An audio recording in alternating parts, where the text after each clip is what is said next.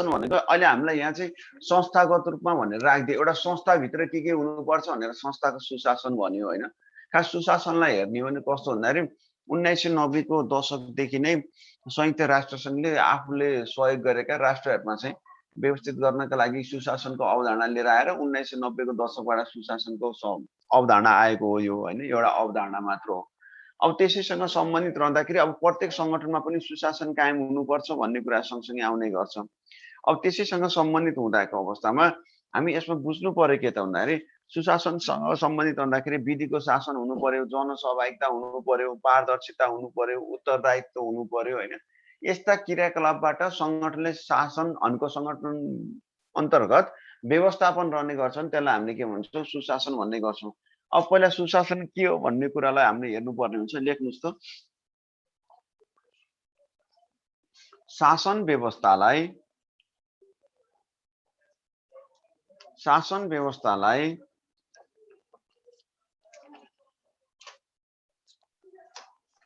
बढीभन्दा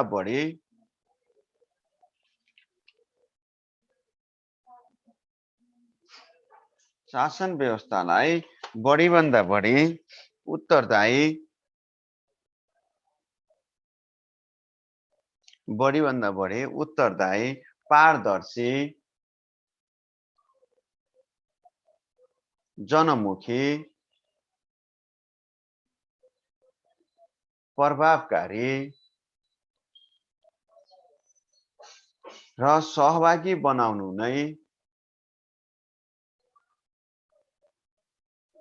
नै सुशासन हो। Paragraph change. सुशासन भनेको विधिको शासन, पारदर्शिता, जवाफदेहिता, सहभागिता, समता भनेको सबैलाई समान है, समता, प्रभावकारिता तथा कुशलता,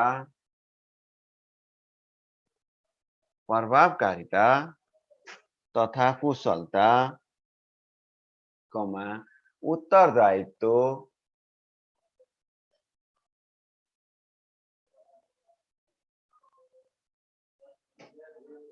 राजनीतिक, आर्थिक एवं प्रशासनिक उत्तरदायित्व,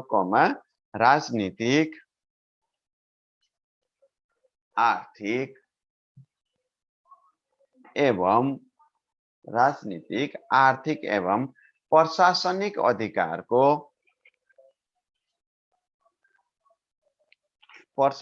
अधिकारको प्रयोगमा वा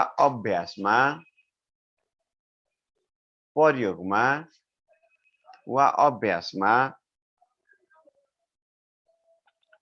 रणनीतिगत रूपमा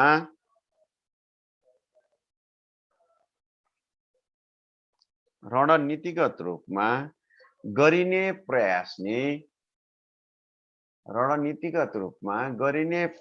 नै प्रयासलाई नै भन्नुहोस् न, प्रयासलाई नै सुशासन भनिन्छ। माथि सुशासन भन्नाले भन्नु होला, प्रयासलाई नै सुशासन भनिन्छ। Paragraph change. अर्थात् जनमुखी शासन, प्रभावकारी सार्वजनिक सेवा,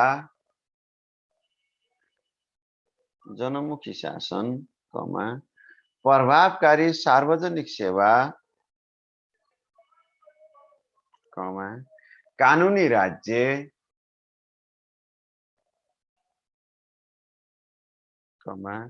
आर्थिक तथा भौतिक समृद्धि,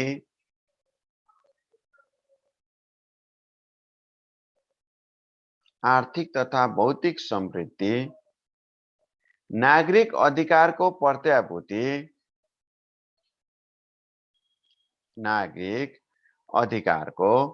ग्यारेन्टी भनेको, प्रत्याभूति भनेको ग्यारेन्टी, शान्ति सुव्यवस्था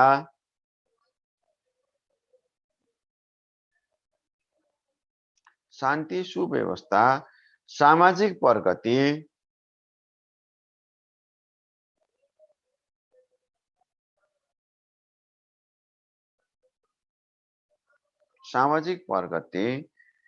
एवं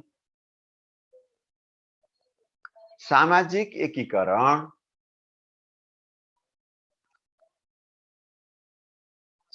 एकीकरण नै सुशासन हो।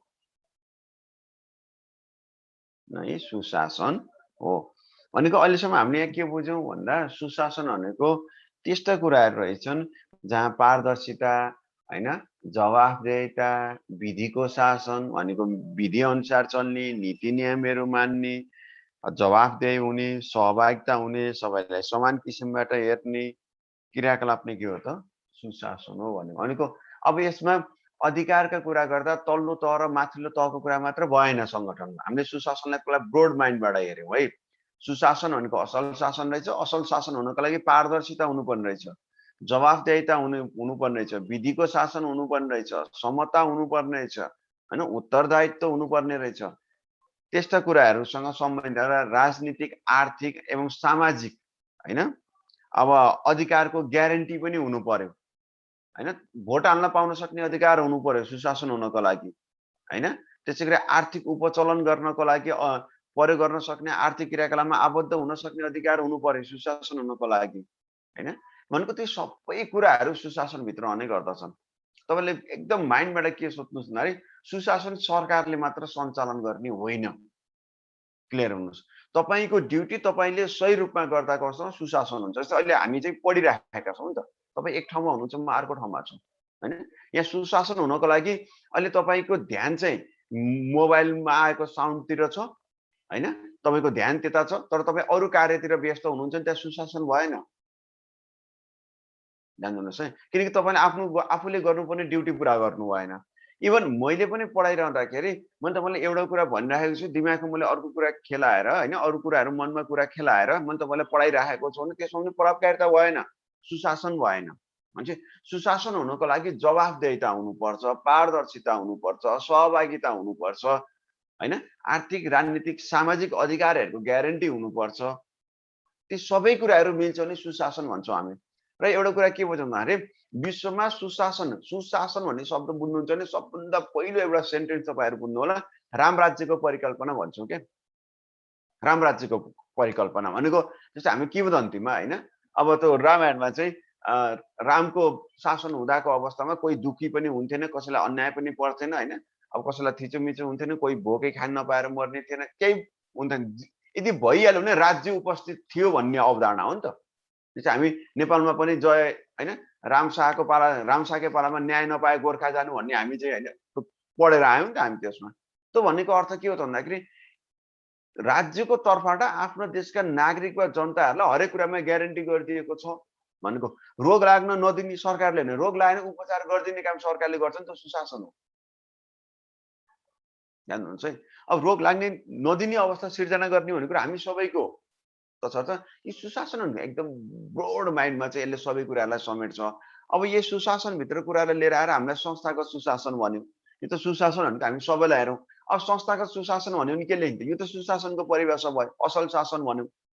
त्यसो भए संस्थागत सुशासन भन्ने बित्तिकै संस्थागत रूपमा अथवा सङ्गठनले लिएका लक्ष्य उद्देश्य प्राप्त गर्नका लागि सङ्गठनभित्र पारदर्शिता, जवाफदेहिता, हैन, प्रभावकारिता, आधिकारिकताहरूको ग्यारेन्टी गर्ने जुन त के हो त? संस्थागत सुशासन भयो नि त। किनकि सङ्गठनात्मक लक्ष्य उद्देश्य प्राप्त गर्नका लागि सङ्गठन निर्माण गरिएको हुन्छ, हैन। संस्थागत लक्ष्य उद्देश्य प्राप्त गर्न सङ्गठन निर्माण गरिएको हुन्छ। त्यही सङ्गठनभित्र रहेर अब हामीले के गर्नु पर्यो त भन्दाखेरि उत्तरदायी हुनु पर्यो, पारदर्शी हुनु पर्यो, जनमुखी हुनु पर्यो, प्रभावकारी हुनु पर्यो र सहभागी हामी भयो भने त के भयो त? संस्थागत सुशासन भयो। ल हेर्नुहोस्, भने चाहिँ सङ्गठनले लिएका लक्ष्य उद्देश्य प्राप्त गर्नका लागि सङ्गठनसँग आबद्ध रहेका, त्यो कस्टमर मात्र भनेको होइन, इम्प्लोइ मात्र भनेको होइन, बिओडी मेम्बर मात्र भनेको होइन, त्यहाँभित्र सरकार रहेका अथवा त्यहाँसँग सम्बन्धित स्टेक होल्डरहरूले आफूले गर्नुपर्ने जिम्मेवारी, उत्तरदायित्व, जवाफदेहिता पुरा गर्ने गर्छन् भने हामी त्यसलाई के भन्छौँ? संस्थागत सुशासन भन्ने गर्दछौँ। त्यसै भए अब लास्टमा एकचोटि एक प्याराग्राफ लेखिदिनुहोस् संस्थागत सुशासनको डेफिनेसन। अब के भन्ने त संस्थागत सुशासन भन्छ कि संस्था भन्ने शब्द ल्यायो नि त। भन्छ सङ्गठनले निर्धारण गरेका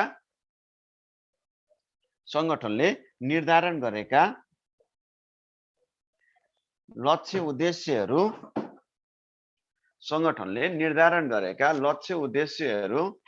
प्राप्त गर्नका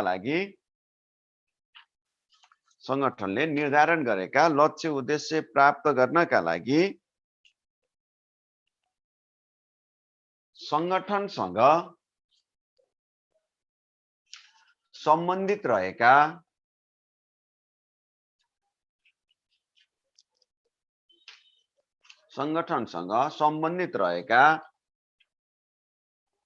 अब सङ्गठनसँग सम्बन्धित रहेका सरकारवाला पक्ष भन्छ है। त्यसमा तपाईहरुले बुझ्दिनुपर्छ कि त्यो सरकारवाला पक्ष भनेको बिओडी मेम्बर हो, त्यो सरकारवाला पक्ष भनेको व्यवस्थापक हो, त्यो सरकारवाला पक्ष भनेको कर्मचारी हो, त्यो सरकारवाला पक्ष भनेको ग्राहक हो। त्यसरी बुझ्नु पर्यो है। भन्छ सम्बन्धित रहेका सरकारवाला पक्षहरूलाई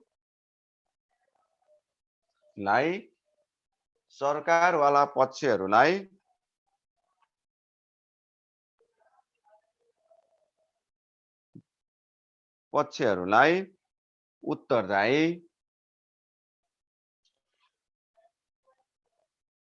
पारदर्शी, जनमुखी, प्रभावकारी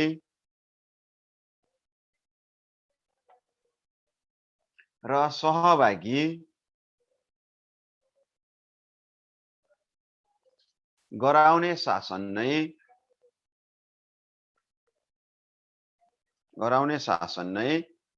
संस्थागत सुशासन हो। शासन भनेको व्यवस्थापन हैन, संस्थाको सुशासन भने यहाँ सुशासन भन्ने शब्द आएको हुनाले हामी त्यहाँ शासन भनेको है। त्यो भनेको म्यानेजमेन्ट नै हो भन्ने अर्थमा बुझ्नु पर्यो।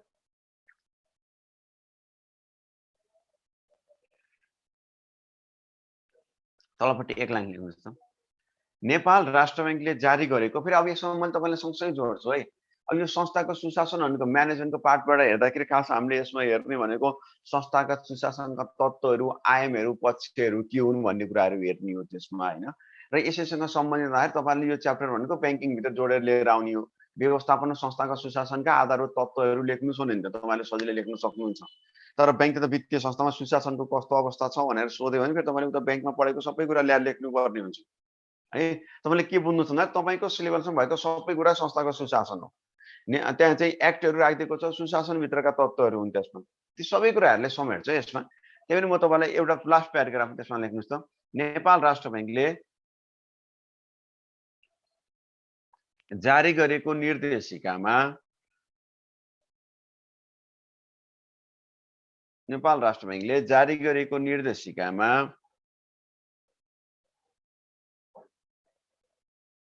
क, ख र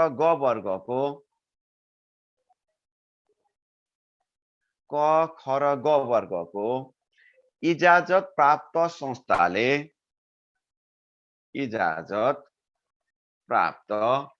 संस्थाले पालना गर्नुपर्ने संस्थागत सुशासन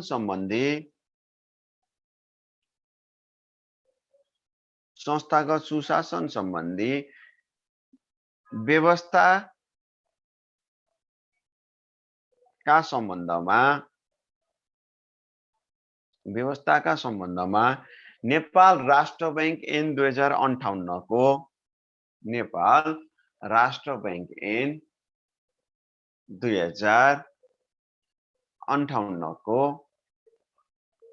दफा 79 59 को दफा 79 79 ले दिएको अधिकार प्रयोग गरी निर्देशन जारी गरिएको छ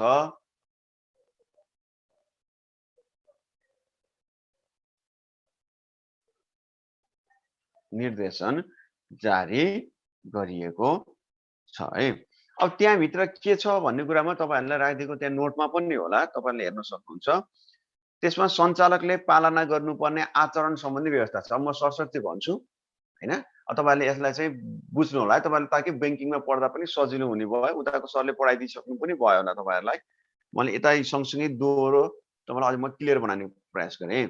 अब त्यसमा के भनेको छ भन्दा सञ्चालकले पालना गर्नुपर्ने आचरण सम्बन्धी भनेको सञ्चालकले पालना गर्नुपर्ने आचरण सम्बन्धी हुँदाखेरि अब यसमा सरसर्ती के भनेको भन्दा सञ्चालक जुन रहने गर्छ ऊ आफ्नो पदीय मर्यादा, शिष्ट बोली, उसको हैन कार्यशैली, आचरण प्रस्तुत गर्नुपर्छ।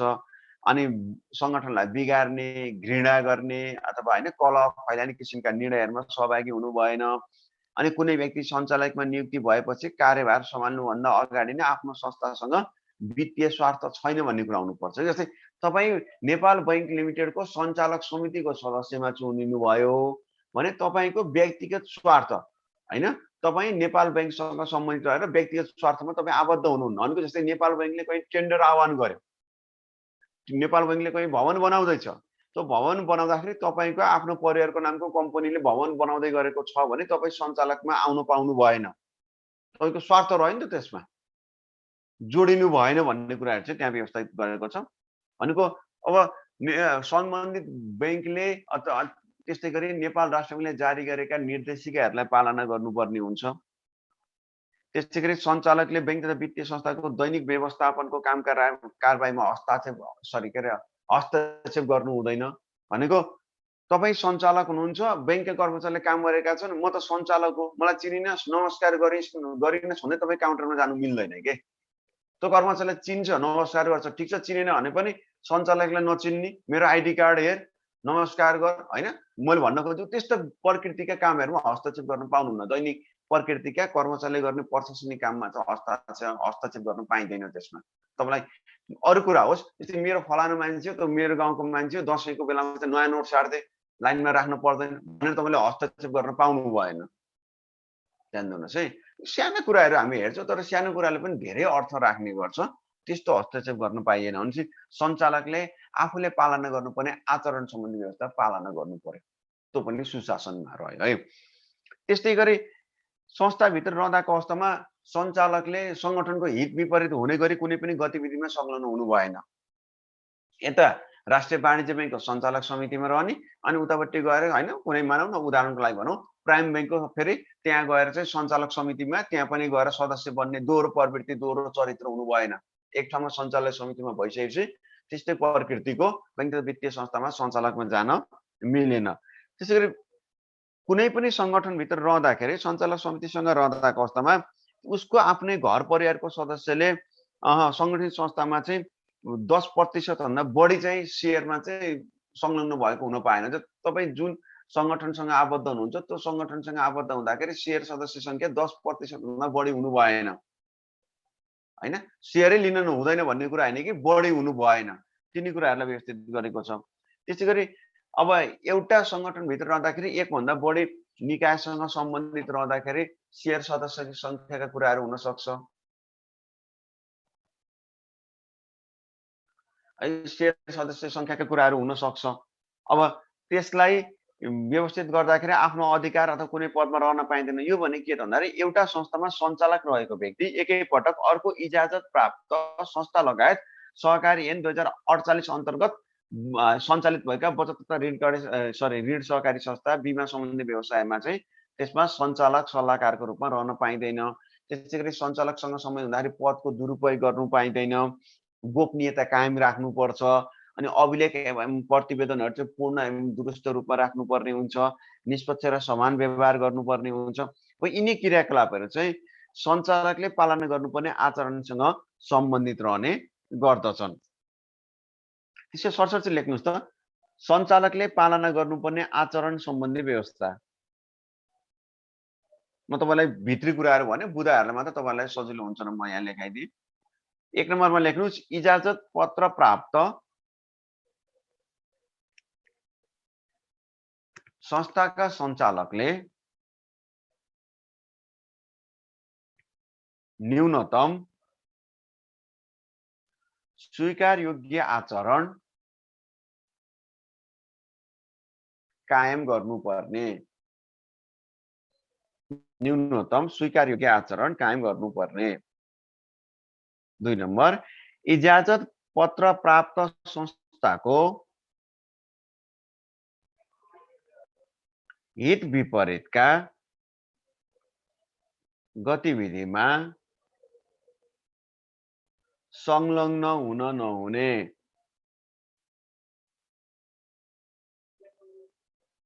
3 नम्बर, एक भन्दा बढी इजाजत पत्र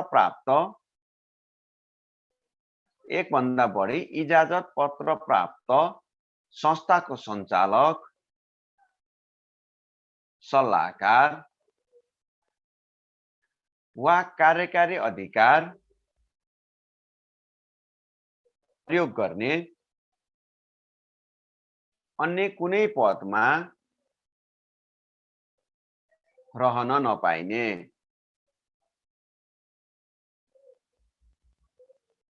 त्यस्तै गरी संरक्षकको हैसियतमा रहन नहुने। 5 नम्बर, पदको दुरुपयोग गर्न नहुने।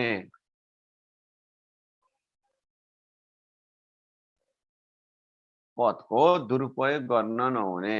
त्यस्तै गरी अर्को लेख्छु 6 नम्बर, अभिलेख र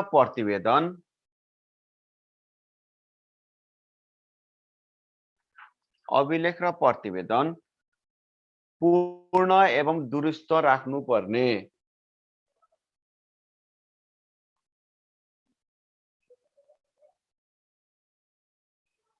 अर्को लेख्नुहोस्, गोपनीयता कायम राख्नुपर्ने।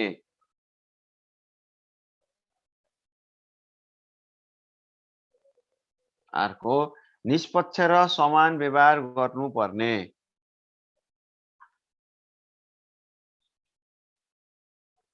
निष्पक्ष र समान व्यवहार गर्नुपर्ने।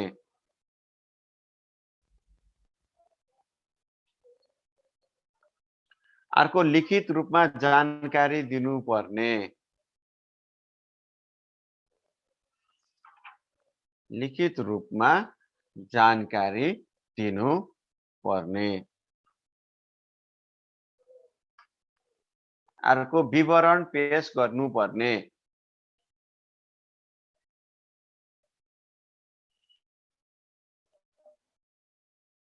विवरण पेश गर्नुपर्ने। यस्ता धेरै कुराहरू चाहिँ एउटा सञ्चालकले पालना गर्नुपर्ने कुराहरू चाहिँ रहेका छन्। मैले तपाईलाई केही 10 वटा बुँदाहरू मात्र लेखेँ। त्यसमा मैले तपाईलाई के लेखाएँ त भन्दाखेरि सञ्चालकले पालन गर्नुपर्ने आचरण सम्बन्धी व्यवस्थासँग सम्बन्धित छ। म तपाईँलाई आइडिया दिनको लागि यसलाई मैले यहाँ फोकस गरेँ। त्यसपछि तपाईँहरूको आजको क्लास सकिसकेपछि तपाईँहरूको ड्युटी के हुन्छ त भन्दाखेरि नेपाल राष्ट्र ब्याङ्कले जारी गरेको निर्देशिकामा संस्थागत सुशासन सम्बन्धी के कुराहरू गरेको छ त्यो तपाईँहरूले पढ्नुपर्ने हुन्छ। अनि तपाईँहरूलाई बैंकिङसँग सम्बन्धित रहेर कुनै प्रश्नहरू सोध्न सक्छ हैन, बैंकिङसँग सम्बन्धित। त्यो बेलामा यिनी कुराहरूलाई टच गरेर त्यहाँ लेख्नुपर्छ है।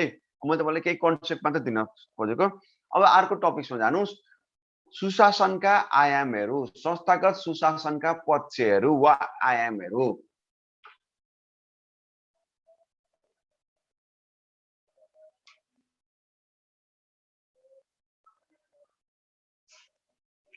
सुशासनका पक्षहरू वा आयामहरू। संस्थागत सुशासनका पक्षहरू वा आयामहरू।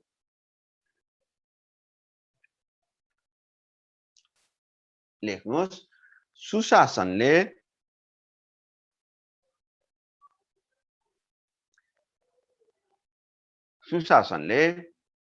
प्रभावकारिता, जवाफदेहिता, सुशासनले प्रभावकारिता,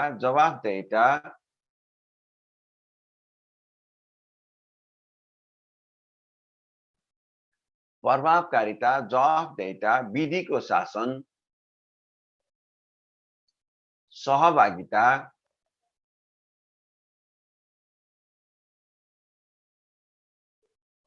जस्ता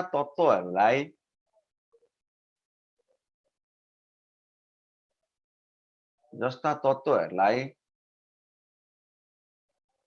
समेटेको पाइन्छ।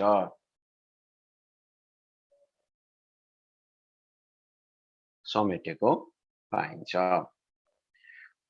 अब लेख्नुहोस् 1 नम्बरमा राजनैतिक पक्ष वा आयाम।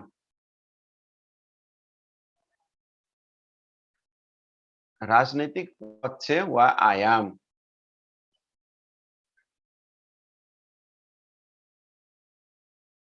राजनैतिक पक्ष वा आयाम।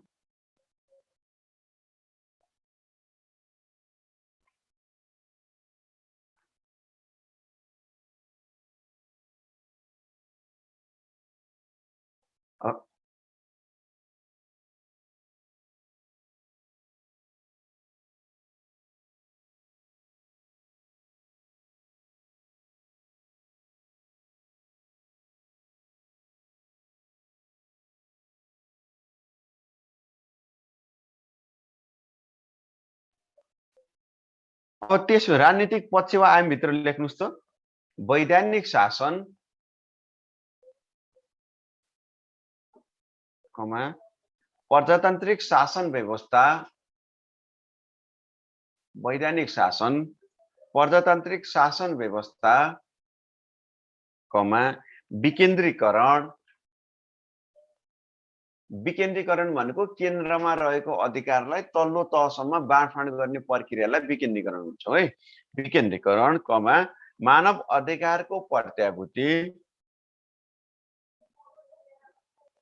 मानव अधिकारको प्रत्याभूति कमा गरिबमुखी शासन व्यवस्था।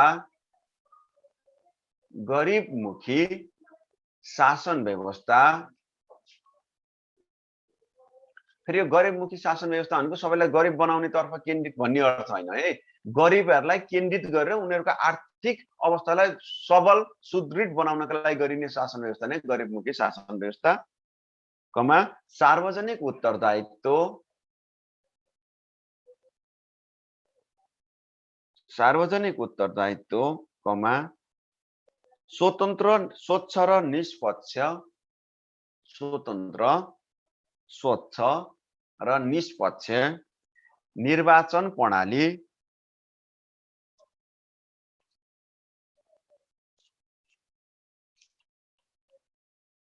2 नम्बरमा 1 नम्बरमा लेख्नुभयो राजनीतिक आयाम पक्ष लेख्नुभयो। 2 नम्बरमा लेख्नुहोस् कानुनी आयाम वा पक्ष। कानुनी आयाम वा पक्ष। त्यसभित्र लेख्नुहोस् कानुनी शासन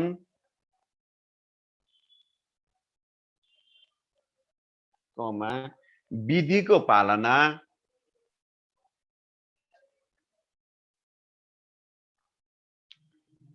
कमा जनतामुखी कानुनी व्यवस्था।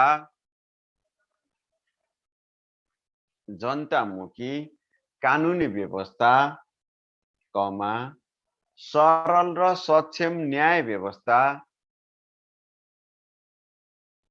सरल र सक्षम न्याय व्यवस्था कमा स्वतन्त्र न्यायपालिका।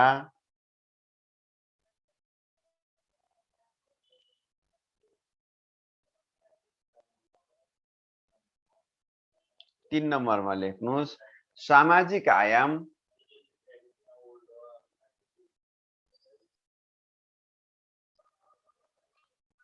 त्यहाँभित्र लेख्नुहोस् मानव अधिकार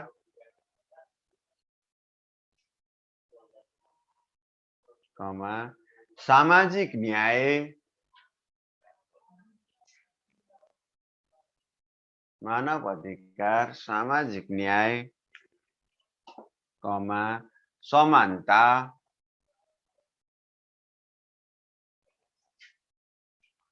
कमा समावेशीकरण कमा बहुल समाज। बहुल बहुल भनेको धेरै मिलेर बसेको समाज। 4 जात 36 वर्णको भन्छौँ नि हामी हैन, हो त्यो समाज भनेको बहुल समाज। हामी सबै मिलेर एउटा सोसाइटीमा हामी सबै मिलेर बसेका छौँ। हामी जात धर्म भनेर यो त्यो भनेका छैनौँ। आफ्नो जात धर्म प्रथा परम्परा हामी आफू अनुसार मानेका छौँ र सबै त्यही समाजभित्र बसेका छौँ भने त्यसलाई हामी के भन्छौँ बहुल समाज भन्ने गर्छौँ। अब तपाईहरुले यसमा फेरि भनिदिनुस् भनेर नभन्नु होला है, मैले सुस्त भनेको छु, मैले यहाँ सम्झिँदै भन्दै गरेको छु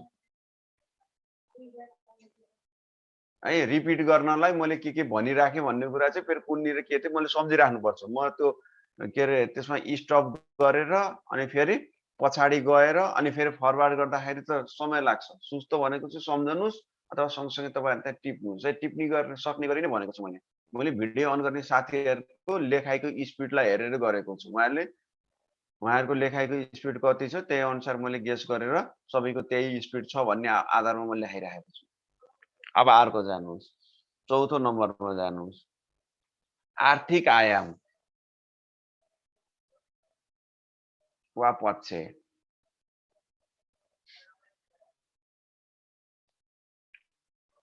यसभित्र लेख्नुस् गरिबी निवारण न्यूनीकरण। गरिबी न्यूनीकरण भन्नुस्। गरिबी न्यूनीकरण, निवारण र न्यूनीकरण। वित्तीय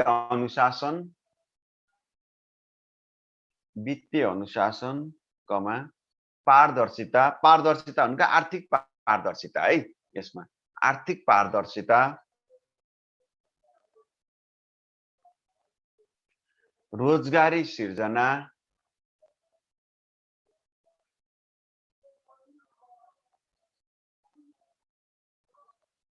रोजगारी सिर्जना।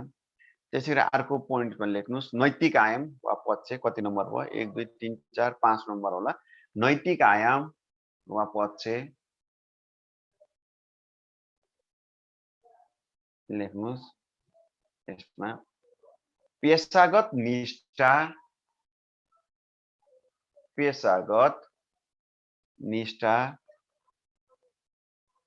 कमा व्यावसायिकता,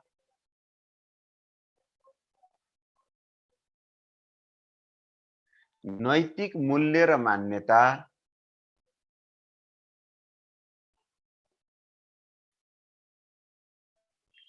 त्यति लेख्नुहोस्। पारदर्शिता र स्वच्छता,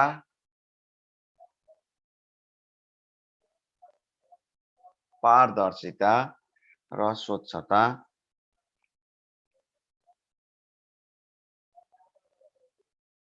त्यसैगरी अर्को आयाम लेख्नुहोस् त व्यवस्थापकीय आयाम वा पक्ष। त्यसमा लेख्नुहोस् सक्षम र छरितो, सरकारी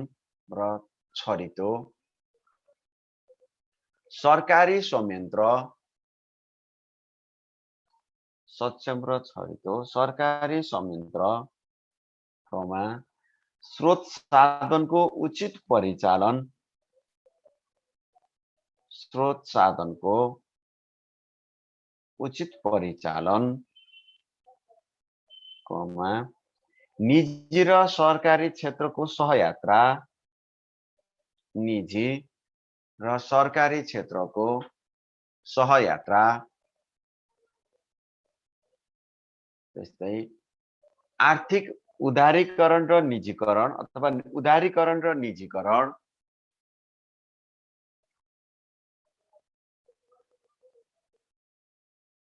उदारीकरण र निजीकरण यो के हो त भन्दाखेरि सुशासनका आयाम वा पक्षहरू। सुशासन हुनका लागि यस्ता आयाम वा पक्षहरूलाई लिने गरिन्छ।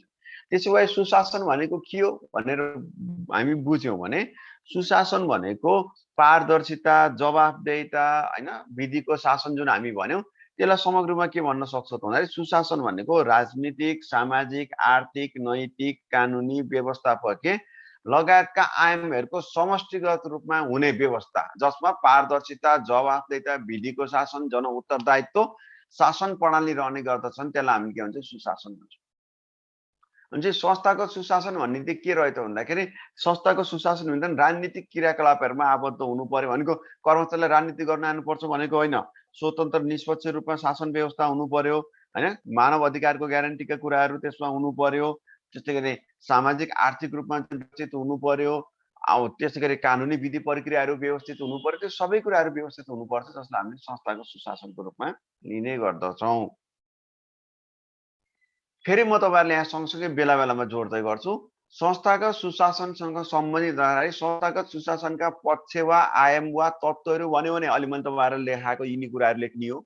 तत्त्वहरू भनेर सोध्छौँ भने राजनीतिक भित्र हामी के गर्यौँ? वैधानिक प्रजातान्त्रिक शासन व्यवस्था विकेन्द्रीकरणका कुराहरू गर्यौँ।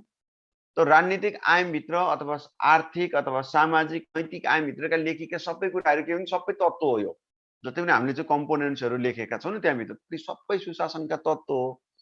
सुशासनका पक्षहरू भन्छौँ भने आर्थिक, राजनीतिक, सामाजिक आयाम भनेर भन्ने यो भित्र यो पर्दछ भनेर लेख्ने है। अब हामी जाउँ हामी सुशासनका विशेषताहरू हैन, सुशासनका विशेषताहरू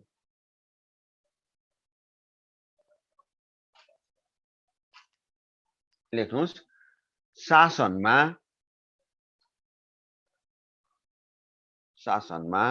जनताको अधिकतम सहभागिता,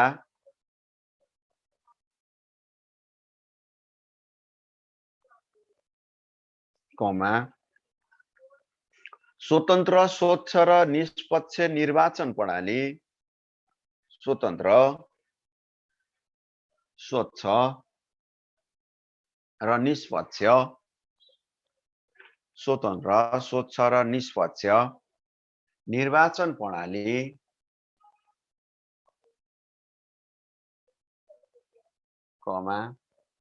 प्रजातान्त्रिक शासन व्यवस्था,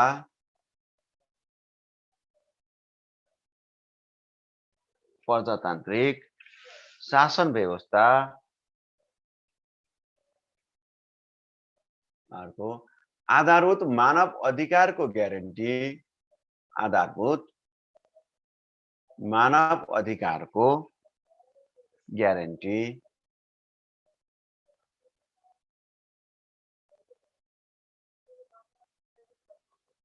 त्यस्तै लेख्नुस्। अर्को उदारीकरण र निजीकरणलाई प्राथमिकता,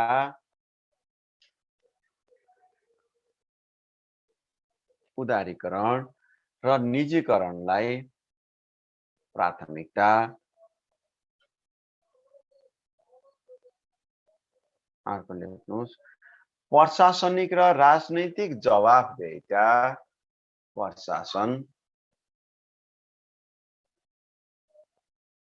र राजनैतिक जवाफदेहिता, अर्को लेख्नुस्। सार्वजनिक सेवाहरूको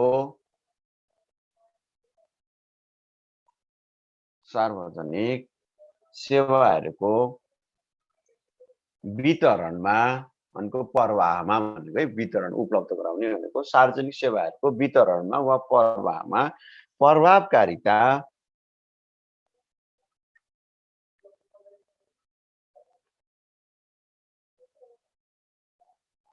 त्यस्तै अर्को लेख्नुस्। इमानदारिता र नैतिकताको व्यवस्थापन, इमानदारिता र नैतिकताको व्यवस्थापन,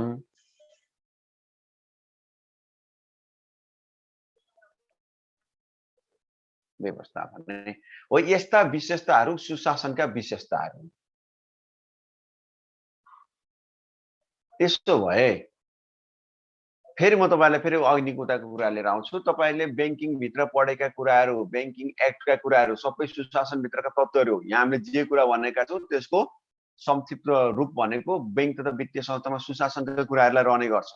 त्यसमा सञ्चालकले पालना गर्नुपर्ने कुराहरू, कर्मचारीले पालना गर्नुपर्ने कुराहरू, तिनी कुराहरू त्यहाँ सँगसँगै रहने गर्दछ है। तर यसमा हामीले कन्सेप्टमा के बुझ्यौँ भन्दाखेरि सुशासनभित्र यस्ता विशेषताहरू रहने गर्छन्। त्यसको अर्को टपिक लेख्नुस्।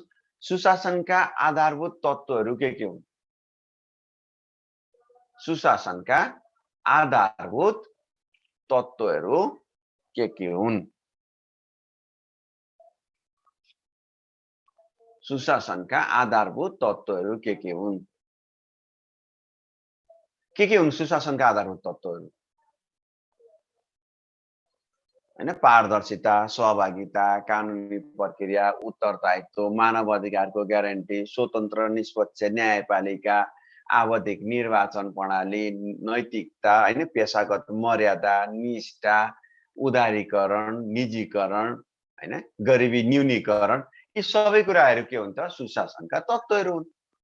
ल हेर्नुहोस्, हुन्छ सुशासनका तत्त्वहरू भन्ने बित्तिकै जुन हामी आयामभित्र लेखेका ती सबै कुराहरू के हुन् त? सुशासनका तत्त्वहरू हुन्। बिर्सन चाहिँ सुरुको 4 वटा भएन। सुशासनका आधारभूत 4 तत्त्वहरू भन्ने बित्तिकै बोर्डमा पनि देख्नु भएको छ। पारदर्शिता, सहभागिता, कानुनी प्रक्रिया र उत्तरदायित्व भन्छ, जन उत्तरदायित्व पनि भन्छौँ हामी, होइन? यो 4 वटा चाहिँ बिर्सनु भएन।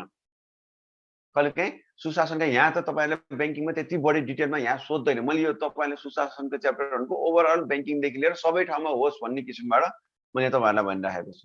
सुशासनकै कहिलेकाहीँ आधारभूत 4 तत्त्वहरू इन्टरभ्यूमा चाहिँ सोध्न सक्छ तपाईँहरूलाई, होइन? अब इन्टरभ्यूमा सुशासनका 4 आधारभूत तत्त्वहरू भन्नुहोस् भन्दाखेरि अरूलाई भन्न पाइएन। सुरुको 4 वटा भन्नु पर्यो त्यसमा। पारदर्शिता, सहभागिता, कानुनी विधिको शासन भनेको है कानुनी प्रक्रिया भनेको। विधिको शासन भनेको। विधिको शासन र जन उत्तरदायित्व यसमा रहने गर्दछ। त्यसो भए अब म एकैछिन तपाईँलाई एउटा दुईटा उदाहरण दिन्छु, त्यसबाट अझै तपाईँहरू चाहिँ बुझ्न बाँकी रहने साथीहरूले बुझ्नुहुन्छ। तपाईँको घर अगाडि बाटो छ, होइन, पिच बाटो छ भनौँ, खाल्टो पर्यो, सानो खाल्टो पर्यो। अब हामी के गर्छौँ? म के गर्छु भन्दा त्यो खाल्टो भएको ठाउँमा गएर यसो हेर्छु, अझै ठुलो खाल्टो हुन्छ कि हुँदैन भनेर हेर्छु। खुट्टाले हान्छु, उस्तै पर्ने हो भने अझ धेरै ठाउँमा त हामी के भन्छौँ, घर अगाडि चाहिँ पानी फालिदिएको हुन्छ, त्यो खाल्टो हामी पानी जम्मा गरिदिएर आउँछौँ, होइन? अनि यो बाटो मेरो घर अगाडिको बाटो बिग्रियो किन नबनाएको भनेर कसैले सोध्छ भने कहाँ यो मेरो काम हो र सरकारको हो भन्छु, होइन? सरकारको काम हो नि त, मेरो काम त होइन नि, मैले भन्छु। तपाईँ अस्पताल जानुहुन्छ, होइन? अस्पताल जानुहुन्छ, तपाईँ बिरामी भएर अस्पताल जाँदै हुनुहुन्छ, सबभन्दा पहिला लाइनमा बस्नुहुन्छ, टिकट काट्नुहुन्छ, त्यसपछि डाक्टरको लाइनमा बस्नुहुन्छ, त्यसपछि बेला डाक्टरलाई भेट्नुहुन्छ, अनि त्यसपछि डाक्टर बस्नुहुन्छ 3 तला माथि अथवा कुनै एक ठाउँमा, अनि फेरि अर्को ठाउँमा तपाईँ ल्याब टेस्टको लागि जानु, सबै कुराहरू गर्नुहुन्छ। त्यति बेलासम्म बिरामी भइसकेको जुन व्यक्ति छ ऊ अझै सिकिस्त बिरामी हुन सक्छ। अनि उसो अस्पतालमा जानुहुन्छ, अस्पतालमा के हुन्छ, भर्ना हुनु पर्यो, पहिला डिपोजिट गर भन्नुहुन्छ, डिपोजिट गर भन्नुहुन्छ अस्पतालले, डिपोजिट गर्नुहुन्छ, डिपोजिट छैन भने तपाईँ भर्ना हुन पाउनुहुन्न। त्यसपछि अब के हुनु पर्यो त भन्दाखेरि म बिरामी हुनुभन्दा अगाडि मेरो खल्टीमा कति पैसा छ त्यसको आधारमा म बिरामी हुनु पर्यो, होइन? मैले उपचार पाउनुपर्ने अवस्था रह्यो नि त। किन भन्दा म अस्पतालमा जान्छु, डिपोजिट गर्ने पैसा छैन भने त्यहाँ म के हुन्छ भन्दा ल अब ठिकै छ, डाक्टरसित गएँ, ल तपाईँको यस्तो होइन शरीर दुखेको रहेछ, एक्सरे गर्नुपर्छ, सिटी स्क्यान गर्नुपर्छ, कति लाग्छ डाक्टर साहब भन्दा 8-10 हजार लाग्छ भन्दा होइन डाक्टर साहब बरु 300 को एक्सरे हेरिदिनुहोस् न भन्नुपर्ने अवस्था हुनसक्छ, होइन? तपाईँ विद्यालयमा जानुहुन्छ, तपाईँ कलेज जानुहुन्छ, कलेजमा जानुहुन्छ, कलेज त तपाईँहरू हामीहरूले सबैले पढ्यौँ, होइन? कतिपय साथीहरूले प्राइभेट कलेज पढे होला, टाइम टु टाइम सेड्युल भएन, कतिपयले हामीले के त प्राइभेट कलेज पढ्यौँ। 11 बजेदेखि कलेज, होइन? म 11 बजेदेखि कलेज हुन्छ भनेर कलेज जाँदाखेरि तपाईँहरू झोला बोकेर, तपाईँ त सिन्सियर विद्यार्थीहरू हुन्छ, झोला कपी बोकेर जानुहुन्थ्यो, होइन? हाम्रो पालामा चाहिँ के हुन्थ्यो, मैले कपी त्यही पनि 2-3 पन्ना कपी च्यातेर पकेटमा राखेर जान्थेँ, होइन? गएर बस्यो, क्लासमा बस्नु मन लाग्यो बस्यो, नत्र सर अगाडि पढाउँदै हुनुहुन्छ, म्याम अगाडि पढाउँदै हुनुहुन्छ, त्यो बेलामा निस्किनु मन लागेन, आफूलाई राजा समालमा निखिल उप्रेती मानेर कक्षाबाट निस्किनु पढाइरहेको अवस्था, होइन? टिचरले पनि 11 बजे क्लास भनिरहेको के अरे सेड्युल छ, सबै 11 बजेतिर आउनुहुन्छ, यसो बोर्डमा 2-4 वटा कुरा लेख्नुहुन्छ, पछाडि हल्ला भइरहेको छ, हल्ला नगर पनि भन्नुहुन्न, आफ्नो बोल्ने कुरा टु बी कन्टिन्यू हुन्छ, ठ्याक्क स्टप गर्नुहुन्छ, होइन? निस्केर जानुहुन्छ, गए पनि छैन, भोलि यो पढाउँला भन्छ। सुशासन भयो? भएन। चुनावको बेलामा गाउँघरमा नेताहरू आउनुहुन्छ, हाम्रो घर गाउँमा नेताहरू आउनुहुन्छ, त्यो बेलामा नमस्कार, दुईटा हात उहाँहरूको जोडिएको जोडै हुन्छ, खोला नभएको ठाउँमा पनि म पुल बनाइदिन्छु भन्नुहुन्छ, हामी हाँस्दै पत्याइदिन्छौँ। ल हाम्रो नेताज्यूले पुल बनाइदिनु भयो खोला नभएको ठाउँमा भनेर हामी मान्छौँ र पनि हामी उहाँलाई भोट दिन्छौँ। सुशासन भयो? भएन। ध्यान दिनुहोस्। त्यसो भए सुशासन हुनको लागि के हुन्छ त? म केही देशहरूको तपाईँलाई उदाहरण दिन्छु त्यसमा। तपाईँ अमेरिकामा